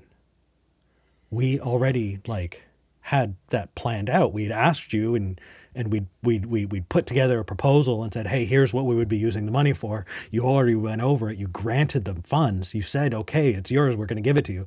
And then Donald Trump's office went in and pulled the money out of that account. And they've been doing that to government grants, not just all over the United States, but all over the world. The way that we're being viewed internationally is that we cannot be trusted, that we said we were going to say, oh, we're going to go in and help with whatever this effort is, in this other country. It has been rescinded, revoked. It's not that we're not doing it anymore. It's that we're going back on the commitments we've already made. Did you know that? Well, I don't know why you're surprised. Like I said, Mr. Trump, he said he would put America first. So do you think that destroying our reputation internationally so that other countries can't trust us is putting America first? Because that doesn't feel like it's putting us first. What I'm saying is that if you know someone's a bank robber and if a person robs a bank, you shouldn't be surprised. Okay, who's the bank robber in this situation? I'm assuming you're going to tell me it's Mr. Trump. No, I didn't come up with the bank robber analogy. You did. I'm wondering who's the bank robber in your analogy. Well, I guess it would be Trump, wouldn't it? Huh. I can't fault your logic there. And I think that if Donald Trump is robbing the bank, then we should not trust him. Well, you did. You gave him the keys to 1600 Pennsylvania Avenue. I mean, I feel like I want to clip somebody that. did. I don't think it was me and Eric specifically. No, but me as an American, you know what? Fair, John. Fair. What'd you say? I said that's fair. That's fair. I think that America overall should take some responsibility for the awful people that they've put in charge. And I think that if anything, what Tori and I are doing is speaking out to make sure that everybody like you knows that we're not all in agreement. Okay. Well, I really hope this does not happen for your country because you already went through it, but I do not want to see a civil war. I think that might just be the case. And at this point, what it feels like, really, John, is it feels like the Second Civil War already started, but only one side is doing the violence.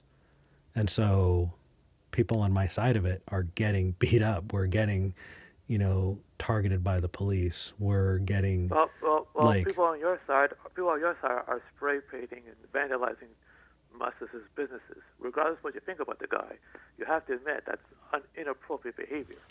Well, I don't want to compare those things. I feel like spray painting. Yeah.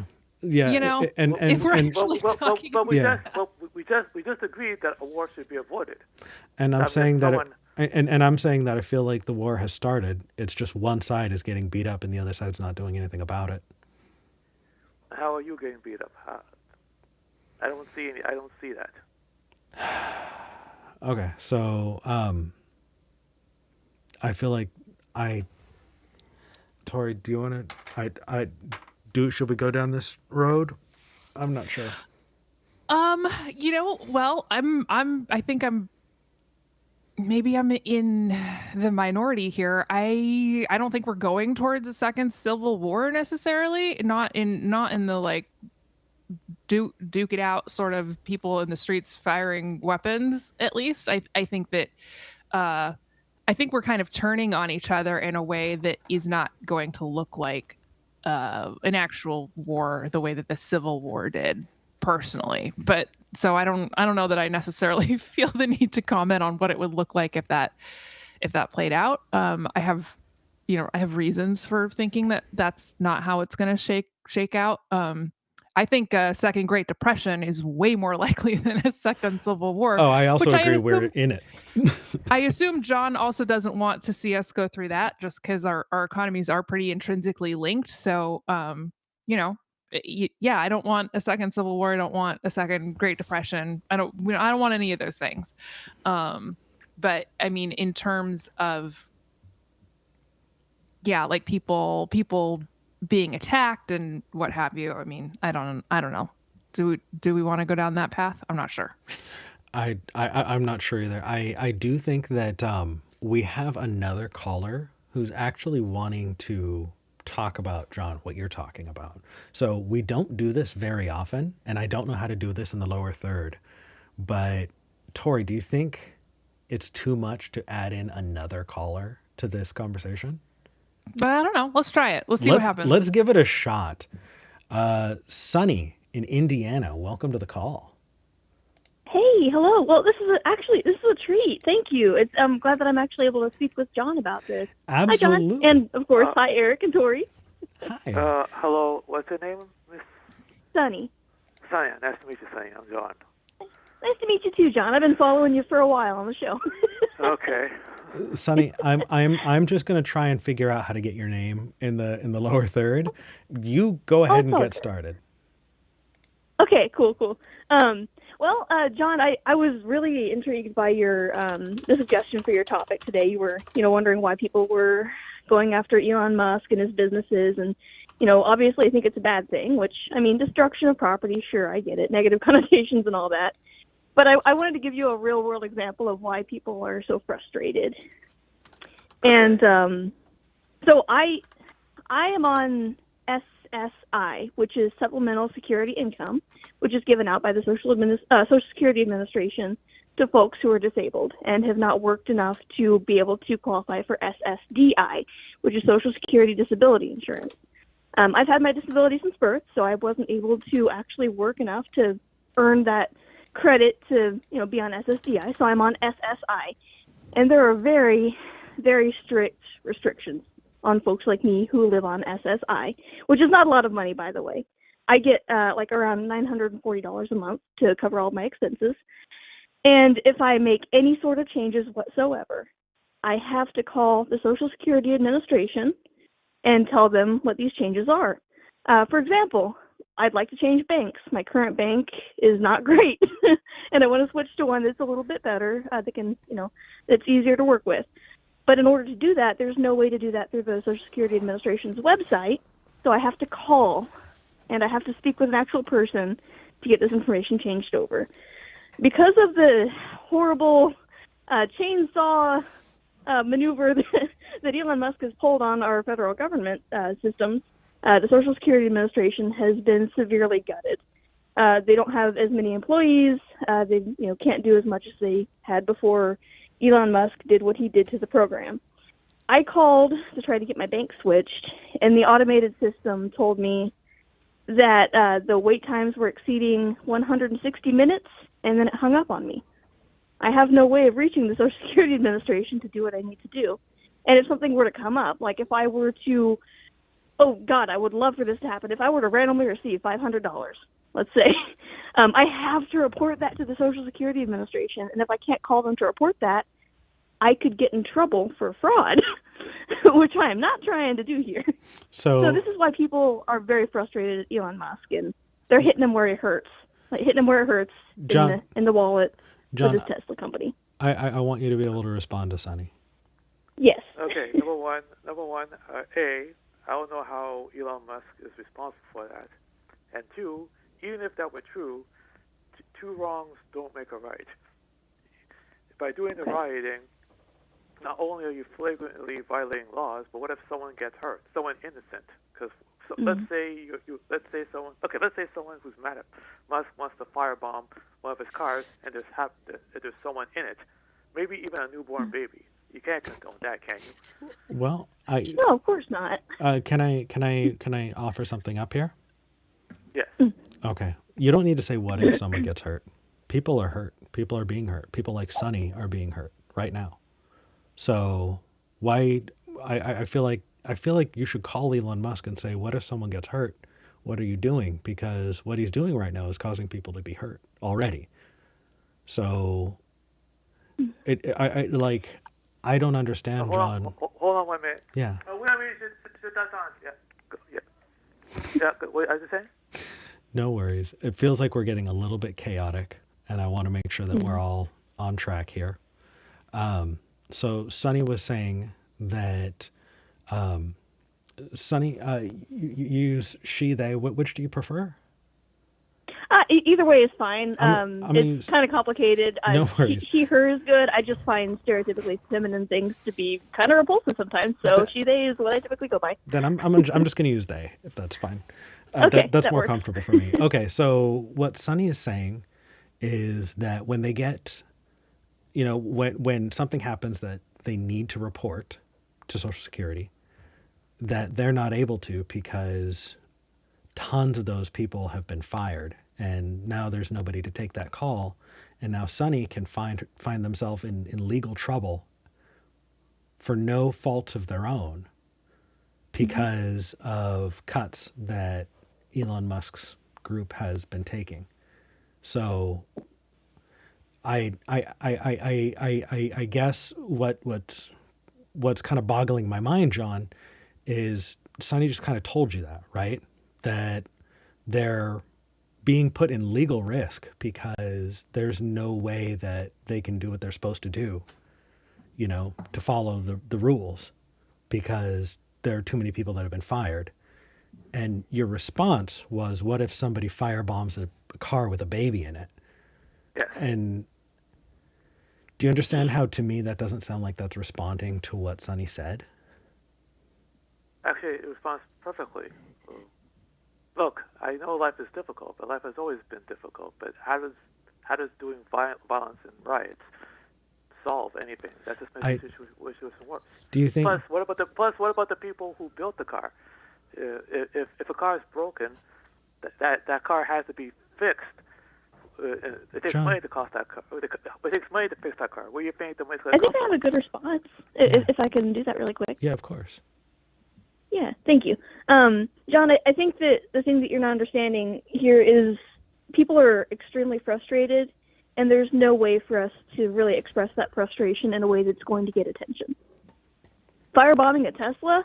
Oh man, that's going to make the news. Calling Elon Musk on the phone and getting ignored, that's not going to get us anywhere. Complaining on social media, might get a couple of clicks and likes, but it's not going to get anything to change. There are legal avenues for you to take. What you're doing is called terrorism. I'm not doing terrorism, but I support it. Honey, I don't support terrorism. Yeah. Sorry. I support when you do violence in the name of a political opinion, that's called terrorism. So I just want to be clear, John. What we're talking about is property damage, not violence. I don't want to confuse the two. That and somebody damage, in the chat made a very good point that car lots are insured. Yeah, and property damage is not violent. The reason that it's the reason that it's being done is because it's specifically not violent. If something's broken, that's called violence. No, not something. So we're talking about violence being against people, right? Not stuff. Violence. So something that can be replaced. But why is property damage a good thing? I don't get that. It's wrong. Oh, John, you said that there are legal avenues that I could take to make my discomfort known. Could you tell me what those legal avenues are? I don't know. Maybe you can go to court. Well, I don't really let you take Tesla or Elon Musk to court, but I live on $940 a month, and he's an extremely rich man. I don't think I'm going to win that case. Well, okay. Well, I 100% certain you wouldn't mind having his money, would you? No, hell no. But I wouldn't last that long with that much money because I would give it away because I'm not a rich asshole.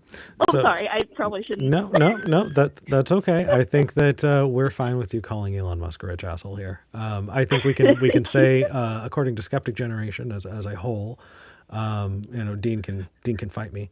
The editorial position of Skeptic Generation that Elon Musk is a rich asshole. So John, I have so many things that I want to say, and I also want to recognize that you have 3 people all wanting to talk to you at the same time.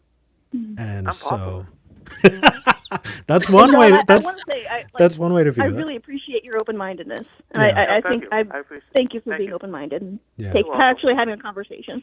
I think sometimes you do talk over a little bit and need to work on that, but overall, I appreciate the fact that you're willing to learn. Yeah, and I sense that in you. And when John did talk over, he apologized at the very beginning of the call. Yeah, he did. So like that yeah, was that pretty was good. refreshing. Thank you, John. Hey, Sonny, You're welcome. I'm gonna Yeah. let you go. That way we're not all three ganging up on John at once. But thank No, you I for got calling you. I in. said my piece. Thank you. Thank you so much, Sunny. I really appreciate you calling. It was nice to hear from you Oh, again. thanks.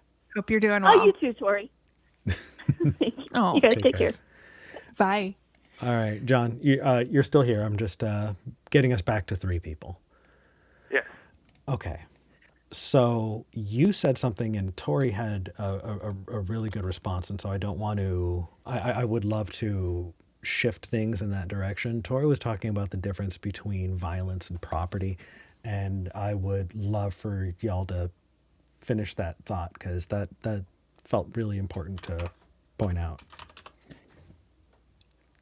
I mean, my thought was, John, I guess I felt like you kept using you language when talking to Sunny, and Sunny's not the one doing any property damage, right? Sunny's not the one firebombing Cybertrucks. But So she's supporting it though. okay, that's fine, but she's not actually doing it, right? So I just to be clear, I like that didn't. I know. Yeah. So violence, as Eric was saying, violence against people is to me very, very, very different, and I think it clearly to Eric than property damage, right? I think that, John, you probably agree that people have more value than property and that people can't be replaced and property almost always can, right? That's true. But, Okay. but keep in mind that when you trash someone's car, how do you think the person who owns the car is going to feel?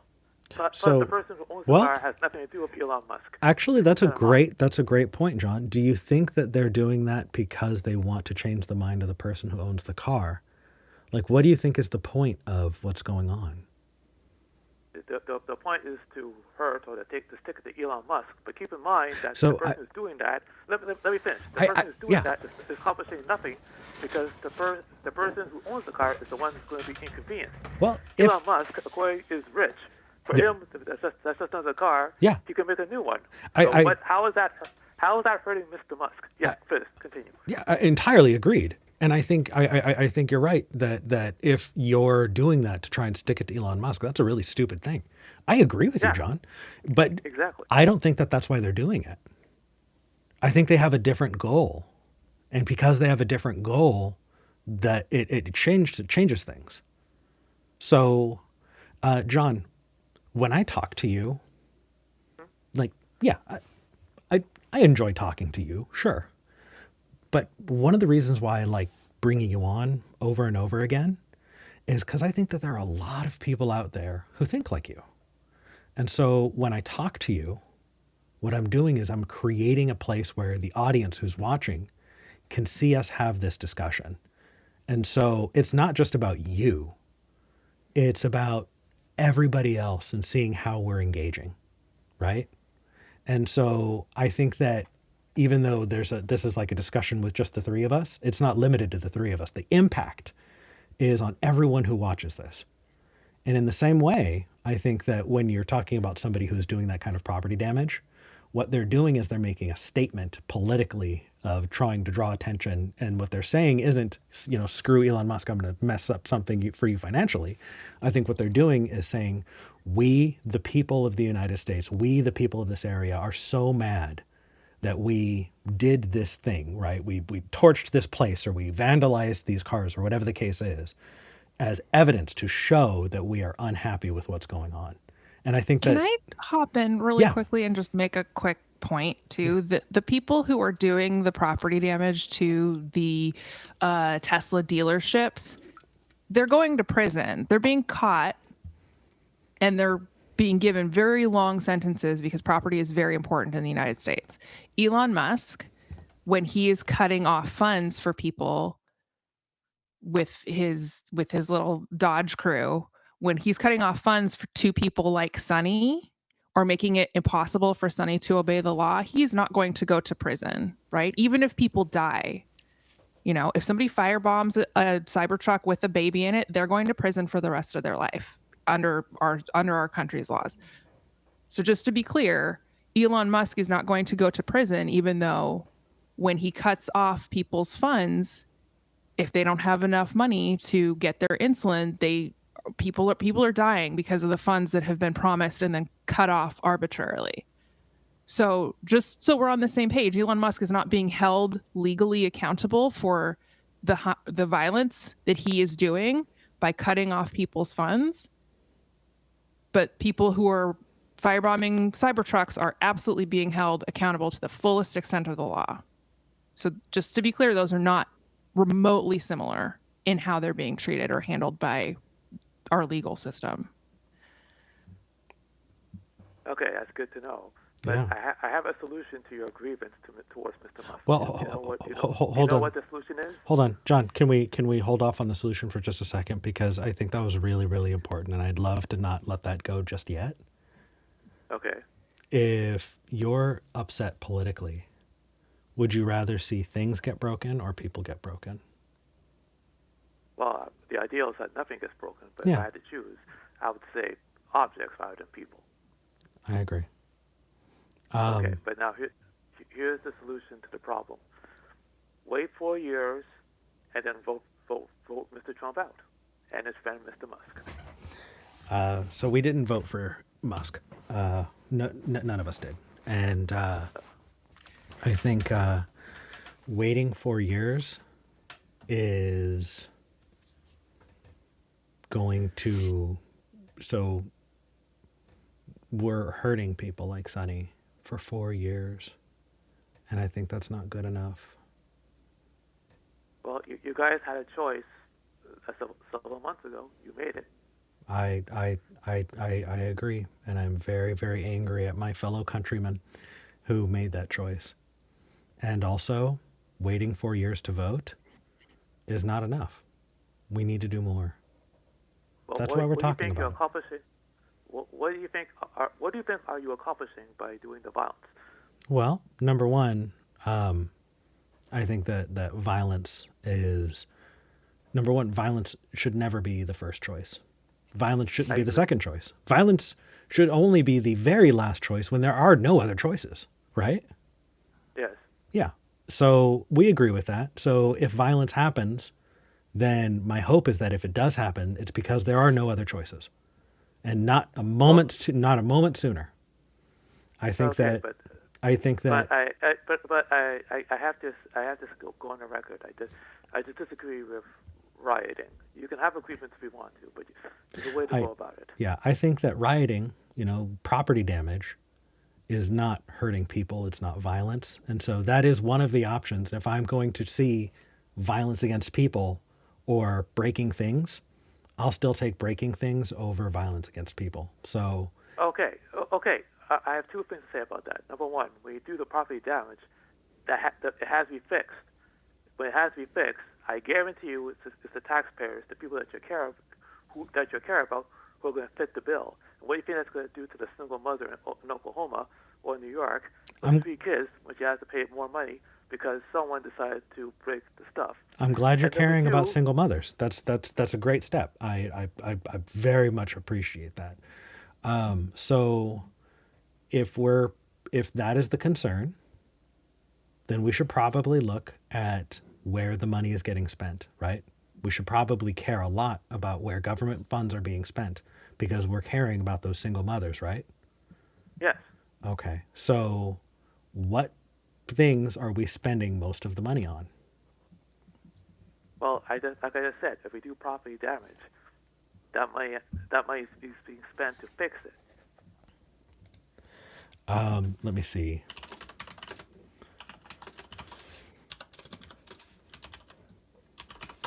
In 2008, so that's a while ago. 17 years. 17 years. The United States spent $700 billion to bail out businesses who made really bad business decisions, and they decided that those businesses shouldn't just go out of business. They need to stay open. So they took on the responsibility of those organizations and bailed them out. And I think that what we do is we give billions of dollars to businesses, people like Elon Musk, And if we're worried about the single mothers, we should be taking away that money first. Well, keep in mind that was done under Obama, a Democrat. I agree. And do you think I agreed with it? Well, I guess not. No, not at all. Actually, when I found out that Obama was signing off on drones assassinating people, that he had signed off on those things, I said never again. I stopped supporting Trump entirely, and I never supported like that or Trump. I never I stopped supporting Obama entirely, and I was done from there. I'm listening. I'm paying attention. A lot of us are. And I think that if you care about individuals, then you should care about corporate welfare a lot more than you should worry about stuff, because people aren't doing $700 billion of damage in riots. Okay, but here's another concern I have. Okay, last concern, because I know we're going through a bunch of them. Yeah. Okay, this will be the last one. Yeah. My next concern is property damage can graduate to personal violence. Because, as you know, that gentleman who worked for a health insurance company, he was shot to death by a man who felt that he had a grievance. Mm-hmm. Now, whatever that man's grievance was, whatever he went through, he had no right to take that guy's life. And because of that, a man is now dead. Yep. His wife is now a widow. His children are now fatherless. I'm afraid that if we allow this to happen, it might graduate into personal violence. Got it. So I believe that, again, right? You know how the example of me talking to you, it's not just about you, it's not just about me, it's about everybody involved, everybody watching, right? And making a statement. Yes. Right. So do you know what happens when you like, what you had was a single individual who was, at least to them, performing justice without the government being the one to do it. That's called vigilantism. Now, we're against vigilantism because if everyone's a vigilante, then you're going to get the Wild West possibly, right?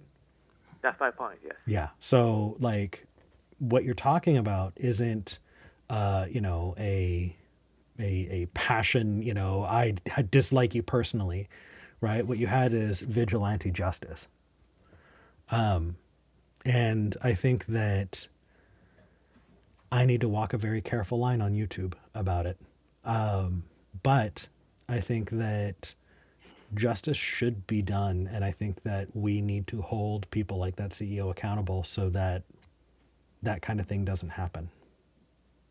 Would you agree? Okay, but I agree. But you also agree with me that taking law into your own hands and shooting them was the wrong thing to do. You're right. I think the government should have pulled the trigger. I think it was the right thing to do. I think the government should have pulled the trigger and not. You're speaking hypothetically, right, Eric? No, I no, absolutely not. This was somebody who very personally decided to cut funding for sick people that were paying for insurance, that they decided not to honor commitments, not to honor agreements that they had already made, so that they could save money. Were cutting life-saving treatments and causing the deaths of tons of Americans. That I think is tantamount to murder. And I think that if there is a death penalty, then that CEO should have been given the death penalty for it. So I think, definitely that justice was still justice. It was just not done by the government. By the government, not by that guy that took that fired the gun. Right. Okay. All right. And so as long as our government isn't doing what is just, I kind of get it. I don't like it, but I get it. Well, I just want to create a society where justice is done. So there we go. What do you think, Tori? Well, yeah. and if anybody did it, I do want to say it wasn't Luigi Mangione. He was hanging out with us that day. Oh my God. Yeah, no, the CEO of United Healthcare was absolutely personally, but in a very removed way, responsible for the deaths of, I would say, thousands of people. If you look at the actual data of how many people's care they cut off. And I think one man being responsible for the deaths of thousands of people should be held accountable. Yeah. Okay. I think that I'm not a huge fan of vigilante justice. Self-defense is different personally. But again, I think this kind of goes back to what Sunny was saying. When there's no legal way to appropriately address some sort of grievance that you have, be it your physical safety because your health insurance company is just arbitrarily cutting off your care and leaving you to die. When there's no way to you need to contact a government agency so that you don't go to jail, and then they just cut off the phone line, so there's no way to contact the government agency. Like, yeah, I mean, I think these are acts of violence being committed on paper, and then people get left to die, and then we have to sit and just twiddle our thumbs for 4 years while people are dying because somebody cut off their health care, or cut off the phone lines. I don't think that's a reasonable expectation of people to just sit around for 4 years and watch their family members and neighbors and communities die, languish, suffer because some unelected bureaucrat gets to take a chainsaw to the systems that are working without having the legal right to do that. And even if he had the legal right, I'd still disagree with it. But again, it's different. If Congress made that department and then put him in charge of it, then what we would be able to do is we'd be able to petition Congress, right? And we could fire them. Yeah, we have a system in place for that kind of thing, but because that system wasn't used, we have no recourse.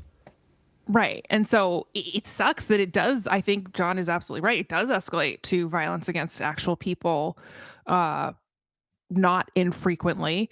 And that really sucks. And when you don't give people a legal way to deal with the fact that their family members are literally dying, then yeah, people get very desperate very quickly, and things absolutely do escalate to violence against individuals and harm, damage being done to property. I think that's just historically a pattern we see play out over the millennia. Hey, John, I know this has been a really long call, but I want you to have the opportunity to respond and say your piece before we move on. Well, all I'm going to say is that managing society is very hard. Just when we think we have it all figured out, something new comes along to challenge it, and we have to go back to the drawing board. So what I want to challenge you, John, is, and the reason I'm doing this, I want to be very, very clear. People in the chat were saying, this is what I think about John, or why is Eric, being as patient, or whatever the case is. I have high expectations for you. And I have high expectations for you because I think when I have high expectations for you, you really work to live up to those high expectations. I do think that about you, John. I think that what you just said right now was a platitude. It's kind of a general, vague thing. And I challenge you to do better because I think you can. Okay? You're not impressed by what I just said? No, it was too vague. I think that I think you can do better. But I'm going to give you the chance to kind of think about that, and maybe we'll pick that up in 2 weeks. Okay, so let me get this straight. Would you like me to say that you're absolutely right and I'm absolutely wrong? No. Just the, sometimes we got to go back to the drawing board. I think that we can do better. I think you can do better. Well, what exactly do you want from me? Because so honestly, John, what I want from you is always going to change because as you grow, my expectations are just going to get harder and harder. Okay, Dad. Take care, son. Oh, harsh. Have a good one. Take care, John. Thanks, John. That was a great singer, Eric. You deserve that. Son, I am disappointed. Oh my God. Okay. All right. Hey, you know what? I absolutely walked into it, and to be fair, that does feel like it. The more that if he's going to listen, if he's going to grow, then my expectations are going to grow too. And sure. I don't just want platitudes. If somebody has shown me that they can do better than platitudes, I'm not going to let them get away with platitudes. No. Anyway, it's been like a full episode. Tori, okay. Before I start reading super chats, okay. Thoughts on today? I mean, man, I feel like we had a lot of really great calls. We had a lot of really great conversations. Speaking of platitudes, I think that, we did a really good job and we gave it our all. And yeah, I feel like we won this round. Just kidding. Sorry. No, that's okay. I think it's yeah. Anyway, no, this is a great conversation all I around love it. with everybody. I'm very grateful to everyone who called in, especially for Sunny sharing their lived experience. That was incredible, incredibly Yeah. generous, and And- I really wish that I really wish we could just go and get a coffee with everybody that called in. I And just, have a know conversation, Patty right? 'Cause, and Sunny and her, yeah, all of them. Like Jay and Herbert, everybody who called in, I just feel very grateful today. So those are my feels in the wake of this particular episode. Entirely agreed. And Good combos. if those of you watching liked these conversations and want to support the show, every little bit helps. Consider going to patreon.com/skepticgeneration. That's patreon.com/skepticgeneration. If you're watching the live show and you want to hear your comment be read aloud, leave a super chat. I read them at the end of every episode, just like today, where My Unfinished Journey sent $6.66 and says, "Hail Nero, Eric and Tori. Saying we shouldn't put people in camps is putting people in camps."